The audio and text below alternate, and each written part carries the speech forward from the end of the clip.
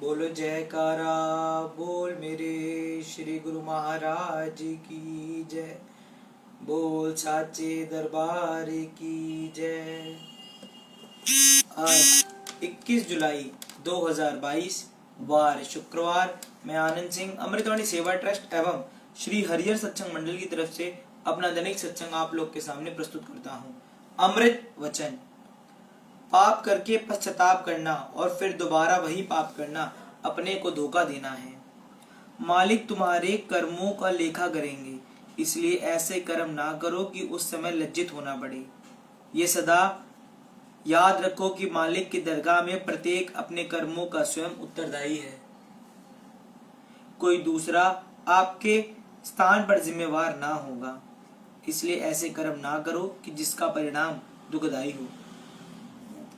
दिल करो साफ तो मालिक करे माफ। हमारे अवगुण ही हमारे लिए नरक अग्नि की लकड़ियां हैं, इन्हें यहाँ समाप्त करना चाहिए।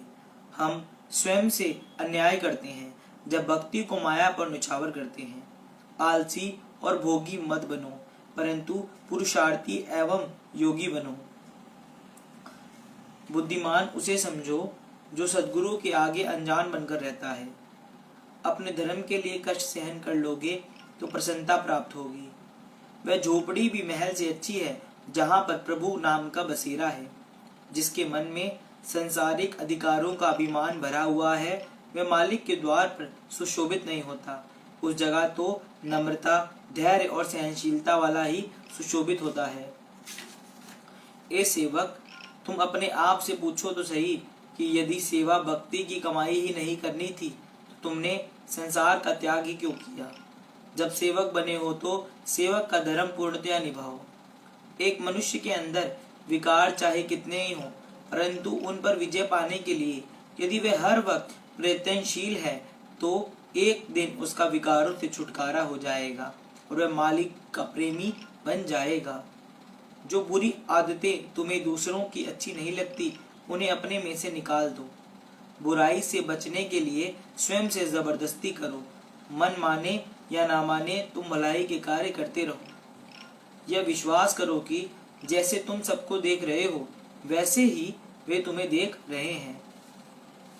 सद्गुरु और गुरुमुखों के दर्शनों से जो प्रसन्नता प्राप्त होती है, वे प्रमाण रहित है। सद्गुरु की सारी कार्यवाही हर समय सेवक की भलाई व आत्मिक उन्नति के लिए होती है। सेवक को वे वही आज्ञा प्रदान करते हैं जिसमें सेवक की भलाई निहित हो, परंतु अज्ञानता से सेवक यदि उनकी आज्ञा पूरी तरह नहीं मानता तो इस प्रकार सेवक को हानि की ओर जाते देख उनको खेद होता है। ये प्रेमी, सद्गुरु ने जो तुम्हें साधु वेश दिया है वह इसलिए कि तू अपने मानव जन्म को सफल बना सके और दूसरों के लिए आदर्श बन सके। संसारिक सुख ना अधिक मिलने पर प्रसन्न हो और ना कम मिलने पर दुखी हो। उस सच्चे नाम को अपना जानो जो ना घटता है ना बढ़ता है। अपने लक्ष्य को सम्मुख रखो और यह भी मत भूलो कि गया समय पुनः लौटकर नहीं आता। प्रमाद ना करो, क्योंकि पुरुषार्थ के बिना कुछ भी प्राप्त नहीं होता। परिश्रम से स्वास्थ्य, सम्मान और शक्ति उपलब्ध होती है। कई केवल शरीर से सेवा करते हैं, कई दिल से अर्थात श्रद्धा से सेवा में तत्पर रहते हैं। पहले वालों से दूसरे अधिक लाभ में हैं, चाहे देखने में वे कुछ कम ही करते हों। यदि छोटे छोटे अवगुणों को नहीं सुधारोगे तो अंततः बड़े अवगुण के बंधन में बंध जाओगे। तुम्हारा मन जो कई जगहों पर विभाजित हो रहा है, उसे एकत्र करके सद्गुरु के चरणों में लगाओ। चंचल वृत्ति वालों को आंतरिक शांति नहीं उपलब्ध होती, चाहे वे संपूर्ण सृष्टि के सम्राट क्यों न बन जाएं। महापुरुष फरमाते हैं कि सद्गुरु का उसी सेवक के हृदय में निवास होगा जो आज्ञाकारी हो और सद्गुरु चरणों में जिसका अटूट प्रेम हो। यदि तुम स्वयं किसी से कम नहीं जानते तो यह निश्चय जानो कि तुम कुछ भी उन्नति नहीं कर सकते। पहले स्वयं को शांतिमय बनाओ, फिर दूसरों को शांत बना सकोगे। श्रद्धाहीन और संदेह करने वाला व्यक्ति अच्छे में से भी बुरा अर्थ निकालेगा और इधर उधर से गंदगी एकत्र कर उसकी दुर्गंध से अपना मस्तिष्क खराब कर लेगा।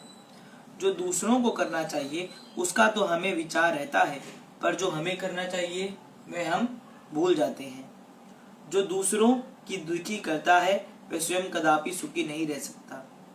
अच्छा तो यह है कि स्वयं को दोष दे, दूसरों को क्षमा करो, स्वयं से युद्ध करो और दूसरों से सुमति करो। तुम स्वयं को सच्चा प्रेमी तब समझो जबकि ना कभी अप्रसन्न हुए हो और ना ही कभी क्रुद्ध हुए हो। अनुकूल विचारों वालों से मिलकर चलना बड़ी बात नहीं, प्रतिकूल विचारों वालों से मिलकर चलने में ही शूरवीरता है। सच्चा सुख उसे मिलता है जो संतोष व शांति से दुख सहन कर लेता है। इंद्रियों पर विजय प्राप्त करने वाला इंद्र से भी बढ़कर सुखी है।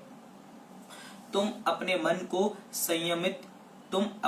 को संयमित रखो तो प्रत्येक वस्तु तुम्हें ज्ञान देंगी। जो जो दृष्टि साफ होगी त्यों त्यों प्रत्येक कार्य में तुम्हें भलाई दृष्टि गोचर होगी। जिनके मुख से खराब बातें निकलती हैं तो उनका मन भी बुराई से भरा होगा। आपका शत्रु आपके भीतर है, यदि दूसरे को शत्रु समझते हो तो बड़ी गलती में हो। भक्ति मार्ग में जिज्ञासु के आलस्य व स्वार्थ मुख्य शत्रु हैं। इनका दमन तभी हो सकता है जब वह दरबार की निष्काम सेवा और भजन में तल्लीन रहेगा। अपने को पूर्ण समझकर माया की तरफ मत जाओ, कहीं थोड़ी भक्ति भी ना गवा बैठना। जैसे तपेदिक का पहले पता नहीं चलता, बढ़ जाने के पश्चात उसे रोकना कठिन हो जाता है, वैसे ही जीव भी अनजाने में हानि की तरफ चल पड़ता है, परंतु पश्चात में बचाव करना कठिन हो जाता है। विकारी मनुष्य बाहर से देखने में चाहे सुखी हो, परंतु उसका हृदय अवश्य अशांत होगा। जिस व्यक्ति को सद्गुरु की प्रसन्नता प्राप्त हो जाए उसके भाग्य उदय हो गए समझो। मायासक्त जीव के लिए आवागमन के चक्र से छूटना असंभव है, और जिसने गुरु चरणों का आश्रय ले लिया वह काल के भय से सुरक्षित हो गया। जब सब और निराशा के बादल छा जाते हैं तो सद्गुरु का आश्रय सूर्य बनकर चमकता है। इसलिए सर्वदा उनके चरण शरण का सहारा लो ताकि निराशा का मुंह ही ना देखना पड़े। तुम बिछुड़ना ना चाहो तब भी दुनिया से तो विलग होना ही पड़ेगा, इसलिए अच्छा तो यही है कि इसके पूर्व तुम उसका परित्याग कर दो। यदि सारा संसार तुम्हें बुला दे तो कोई हानि नहीं, लेकिन यदि सद्गुरु ने बुला दिया तो इससे बड़ी और कोई हानि नहीं। इसलिए भूलकर भी कोई ऐसा काम ना करो जिससे सद्गुरु तुम्हें बुला दे। बोलो जयकारा बोल मेरे श्री गुरु महाराज की जय। बोल साचे दरबार की जय। सत्संग। राजा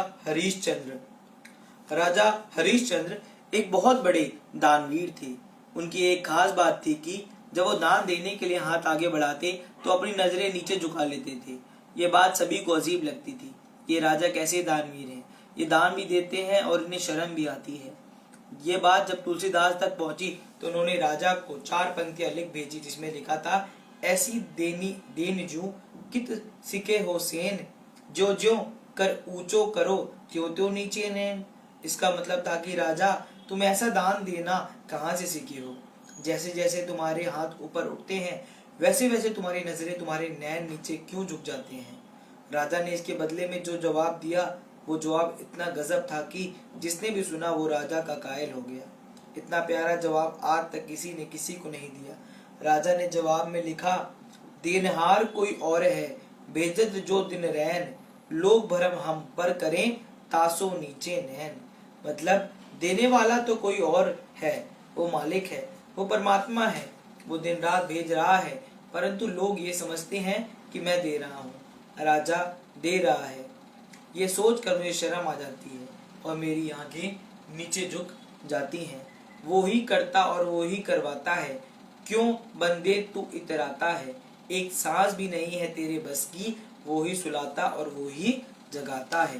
बोलो जयकारा बोल मेरे श्री गुरु महाराज की जय। बोल साचे दरबार की जय। सत्संग। आत्म चिंतन।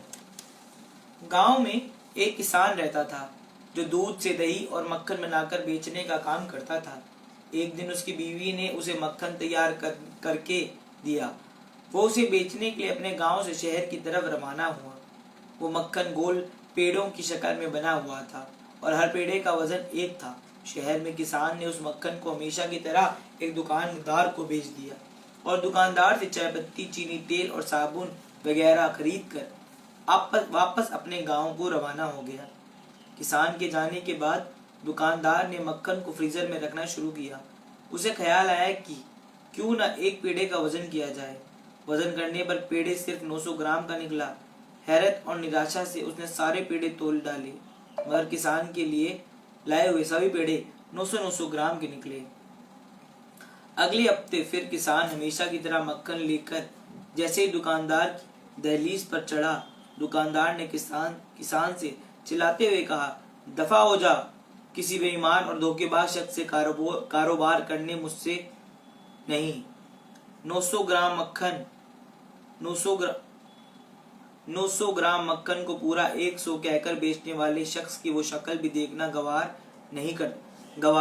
नहीं करता। किसान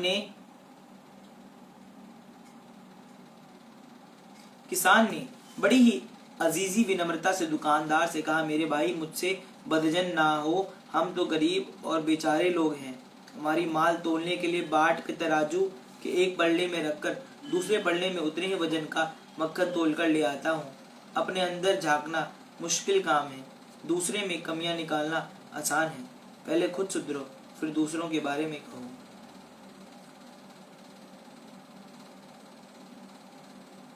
हमारी माल तोलने के लिए बाट वजन खरीदने की हैसियत कहाँ। आपसे जो 1 किलो चीनी लेकर जाता हूँ, उसी को तराजू के पलड़े में रखकर दूसरे पलड़े में उतना ही वजन मक्खन को तोलकर दे लेता हूँ। अपने अंदर झांकना मुश्किल काम है, दूसरे में कमियां निकालना आसान है। पहले खुद सुधरो, फिर दूसरों के बारे में कहो। बोलो जयकारा बोल मेरे श्री गुरु महाराज की, बोल साचे दरबार की जय। सत्संग श्री प्रथम पातशाही जी महाराज प्रवचन। संसार में लिप्त जीव 36 के समान है। जब मनुष्य संत महापुरुषों की चरण शरण ग्रहण कर लेता है तो वह 63 बन जाता है।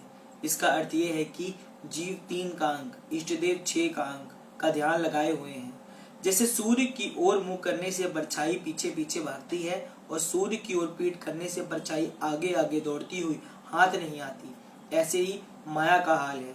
अतः इष्ट देव के उपदेश अनुसार शब्द में सूरती लगाना ही जीव का परम कर्तव्य है। संत तुलसीदास जी ने लिखा है, जग में 36 होए रहो, राम चरण 6 3, तुलसी ही ये विचार ये यही मतो परवीन। अर्थात संसार में 36 बनकर अर्थात पीठ देकर रहना चाहिए और भगवान की ओर 63 की न्यायी, अर्थात हर समय इष्ट देव श्री सद्गुरु जी का ध्यान करना और उनके शब्द में सूरती जोड़ना चाहिए। संत तुलसीदास जी का कथन है कि ऐसा करना ही बुद्धिमता है। परमात्मा एक है, उस तक पहुंचने के मार्ग अलग अलग हैं। योग, यज्ञ, तप, साधन, व्रत, नियम आदि सब उस मंजिल तक पहुंचने के मार्ग हैं, परंतु इन मार्गों में भी भेद है। जैसे किसी मंजिल तक पहुंचने के लिए एक साधन है पैदल चलना और दूसरा साधन है तीव्रगामी वाहन कार। अब विचार किया जाए तो मंजिल पर दोनों साधन ही पहुंचा देंगे, लेकिन इन दोनों साधनों में अंतर है। पैदल चलने में कुछ शारीरिक थकान होगी और कुछ समय भी लगेगा।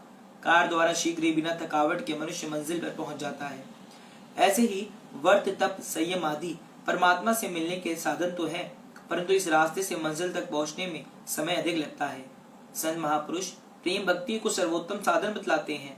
उनका उपदेश है कि सद्गुरु का शब्द वह सरल साधन है जिसे सूरती मालिक के ध्यान में स्थिर होकर मंजिल को शीघ्र प्राप्त करने में समर्थ हो जाती है। अतः इस सर्वोत्तम साधन में मंजिल को पाना ही मनुष्य जन्म का वास्तविक ध्येय है। बाहरी पदार्थों से उत्पन्न सुख से स्थायी सुख की आशा रखना भ्रम है। कारण यह है कि संसार के भोग तो रोग के समान होते हैं, क्योंकि जितनी ही भोग ऐश्वर्य के साधन जुटाने की कामना बढ़ती जाती है, उतना ही अधिक मनुष्य चिंताग्रस्त तथा शांत होता जाता है। चिंता तो चिता से भी अधिक दुखदायी है। चिंता से अनेकों शारीरिक व मानसिक रोग लग जाते हैं, जिसका परिणाम ये होता है कि मनुष्य शारीरिक तथा मानसिक दुखों से पीड़ित होकर सुख की सांस भी नहीं ले सकता। इसके विपरीत गुरु भक्ति सुख और आनंद को देने वाली है। भक्ति से ही निज स्वरूप का ज्ञान होता है कि आत्म ज्ञान परमात्मा का अंश है। भक्ति से जो आनंद प्राप्त होता है वे भीतरी आनंद है, जो दिखाई तो नहीं देता परंतु अनुभव होता है। इस आनंद के प्राप्त होने पर मानसिक चिंताओं से मुक्ति मिल जाती है। इस लोक में सुख से जीवन व्यतीत करते हुए परलोक भी सुखमय बनता है। बोल जयकारा, बोल मेरे श्री गुरु महाराज जी की जय, बोल साचे दरबार की जय। आज हम अपना दैनिक सत्संग यहीं पर समाप्त करते हैं। राम राम, जय सच्चिदानंद, सत श्री अकाल।